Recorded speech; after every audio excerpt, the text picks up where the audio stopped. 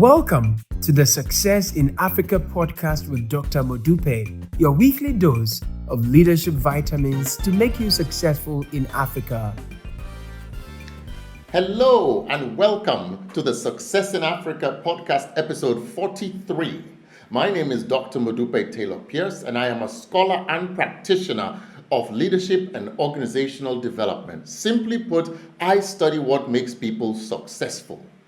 I have been studying this for 3 decades with a particular focus on people in Africa, and in this podcast, I will share stories, lessons, and insights about people having success in Africa.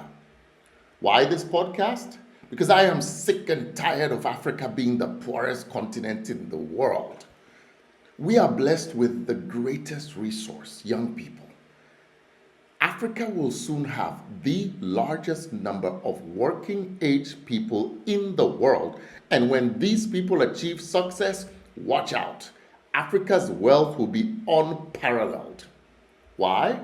Because I don't know of too many Africans whose goal in life it is to die poor.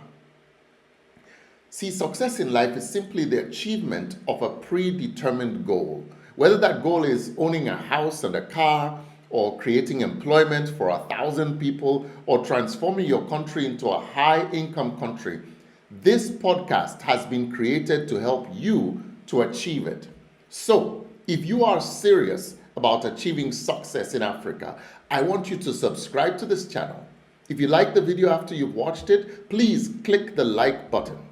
This podcast is brought to you courtesy of BCA Leadership, the largest leadership enhancement company in Africa.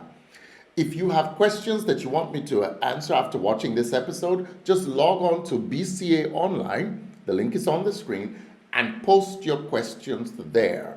That is where I will respond to your questions. In today's episode, I am continuing with a series on political economies.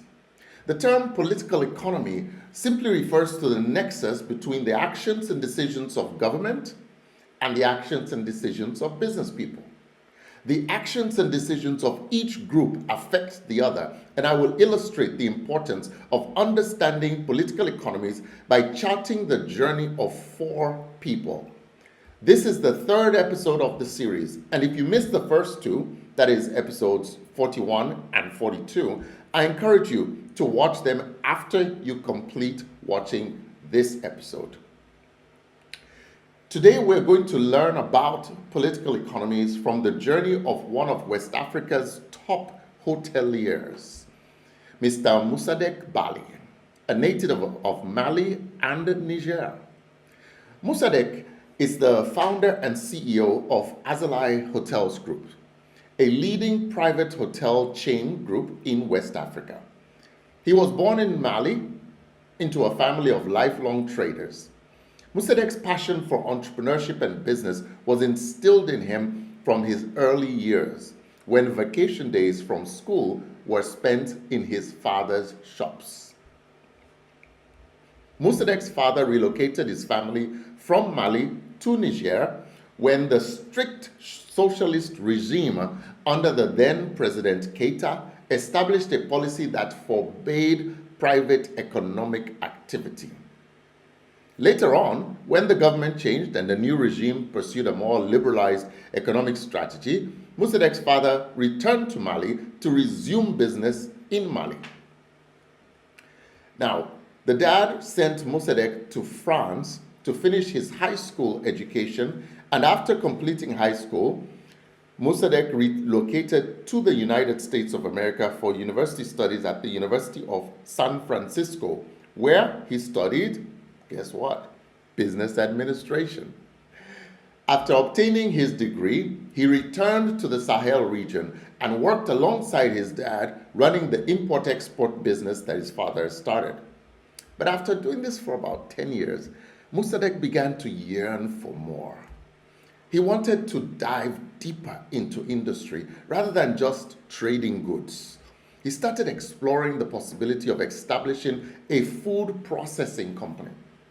Now, while he was engaging with some foreign experts to scope out this opportunity, one of the people who was helping him doing this scoping exercise told him that, hey, Buddy, there's a bigger challenge in Mali than food processing. What's that? Mossadeck said. It's finding quality hotels to stay in. We can't find good hotels, and there's a need for that. And this person encouraged Mossadeck to explore that business instead. Now, at that time, to give it context, all the hotels in Mali, in the city of Bamako, were state-owned and state-run. And frankly, they provided poor quality of service. So Mossadeck looked into it and he saw that, you know what? Yeah, this industry can provide many more jobs. It can bring value to the economy and bring foreign exchange into the country. I'm in, he said. Now, the government of Mali at the time was looking to unload some of the state-owned hotels to reduce its management and debt burden. And so they put out a tender to sell the oldest hotel in Bamako. And when Mossadeck heard about this, with the help of an external consultant, he submitted a bid for the hotel and he was successful. How did he pay for it? He financed the purchase with $1 million loan from the Bank of Africa, Mali, and then he also borrowed another $1 million from the International Finance Corporation to refurbish the hotel. So now, suddenly, he was the owner of the Grand Hotel Bamako, the most iconic hotel in the capital city of Mali. It would be the first hotel in the Azalai Hotels Group. Now, the easy part was buying the hotel. Finding competent contractors and quality equipment to refurbish this decrepit hotel, no matter how iconic it was, it needed serious refurbishment. That was to prove to be a challenge. Eventually, and luckily for Mossadeck, he had a good relationship with the folks at the IFC. And so he leaned on that relationship, asked them for help, and they connected him to the African Management Services Company, which is a management services company, international one, through which he found contractors to refurbish, and he was able to also get management staff to manage the hotel in a deal in which that staff, the keep staff, were actually discounted in terms of their cost by the IFC. Great deal. See, Mossadeck had figured out how to leverage the priorities of public sector and non-profit sector organizations. And he did that to full effect. Now, at the time, because there was little competition in Mali for top-tier hotel services, once this refurbishment happened and they had better top hotel staff, the Grand Hotel quickly became the destination of choice. And it didn't take very long for the hotel to go from a loss-making monolith to actually a profitable business. But Mossadeck wasn't done. The next thing he went into was to say, we need to expand. We need to get into more hotels. Now, he knew that in the Sahel region, in that part of West Africa, because there were a lot of governments that were basically in a state of conflict-ridden or post-conflict.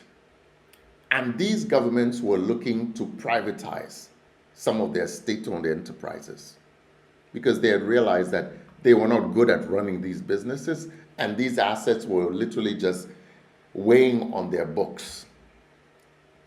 So, the next place that Azalai Group, that Mossadeck was the chair of, purchased was a government-owned hotel in Burkina Faso, 2004. After that, they bought another one in Guinea-Bissau in 2007 and another one in Benin in 2008, and in Mauritania, they bought one in 2016. Under Mossadeck's leadership, the Azalai Group has successfully leveraged its understanding of political economies and government policy change to find lucrative deals and create a chain of successful hotels. But it should be made clear that this strategy has not been without risk. You see, because the hotels tend to be situated in countries that are, frankly, either conflict affected or post-conflict nations, engaging in business that is A, capital intensive, and B, involves purchasing government assets can be quite sensitive to political upheavals. During the 2012 coup and conflict in Mali, for example, the group had to close 2 of its hotels in the country for almost a full year. Changes in government, especially unplanned changes, sometimes can threaten to upend deals and contracts. Now, one of the strategies that Mossadeck has taken to mitigate these risks is to take political risk insurance for the hotels. This was something that he didn't do in the early days, but now it's become a staple for all of the hotels because he's conscious that being an entrepreneur involves, yes, taking risk, but also being a wise entrepreneur involves taking steps to mitigate the potential negative effects of the risk. As a result of all these things, today, the group that Mossadeck leads, the Azalai Group, operates 9 hotels located in Mali, Burkina Faso, Guinea-Bissau, Benin, Mauritania, and Cote d'Ivoire. A true African success story. What can we learn from the journey of Mosaadeck Bally and the establishment of what is clearly one of the most successful African-owned hotel chains? I think there are 3 lessons I would like to point out. Lessons to do with political economies. Lesson number 1.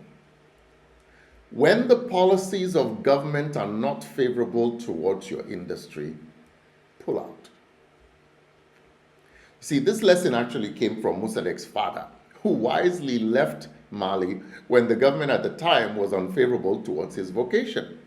Rather than conduct business in a hostile environment and risk bankruptcy or, frankly, imprisonment, he simply relocated his business. Now, similarly, when Mossadeck ran into a situation where there was a coup in Mali and instant instability, of course, he couldn't just relocate his business. You cannot pick up a hotel and just move it. But he paused his operation. By doing that, that's kind of a modified pullout. And the lesson there is to just recognize when the environment is hostile, you've got to find a way, cut your losses, move out. Lesson number 2.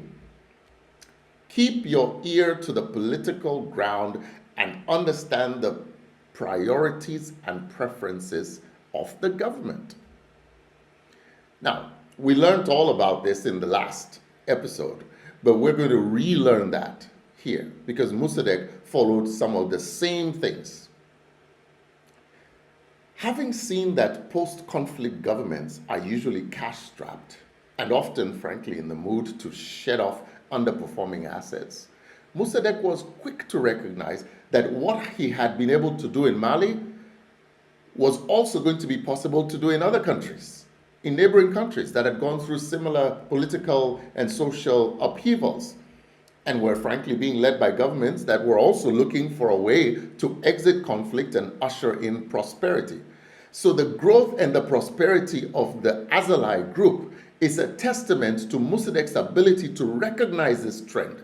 That's why he was able to jump in there and buy a hotel in Benin and in Burkina Faso and in Guinea-Bissau because he was looking for it and he recognized that from a political economy standpoint, this was going to be an area of priority for those governments. That's lesson number 2. Keep your ear to the ground about the priorities of the government of the day. Lesson number 3.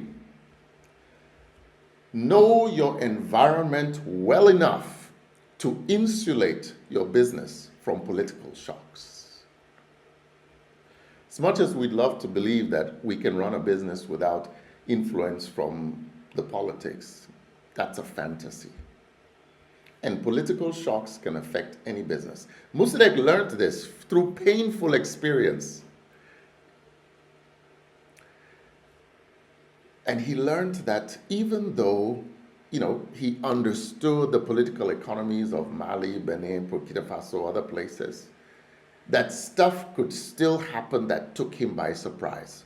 So because of that, he quickly adopted a strategy of getting political risk insurance in order to mitigate the negative effects of these kinds of political shocks. This strategy not only helped to insulate Mossadeck's personal wealth against these shocks, but frankly, it also made his business and the group much more investable by institutional investors who always look at the risk potential when they are looking to invest serious money. So, in conclusion, 3 lessons to learn about political economies and doing business in Africa from the journey of Mosaadeck Bally. Number 1, if the government is hostile to your type of business or your industry, leave. Number 2, keep your ears to the ground to recognize the changing priorities of government. And number 3, insulate your business from political shocks. I hope you remember these, because these can be key to your success in Africa. Well, all too soon, we've come to the end of today's podcast. I do hope you've learned a bit more about the importance of political economies and how you can leverage your knowledge of them to support the growth and success of your investment. Next week, we will continue with the series, looking into a 4th entrepreneur and their journey, and how they have leveraged their knowledge of political economies. I thank you for listening or for watching. Don't forget, please subscribe to this channel, like the video, tell your friends about it, because together we can transform our beloved continent of Mama Africa. See you next week. Tomorrow belongs to those people who prepare for it today. See you next week.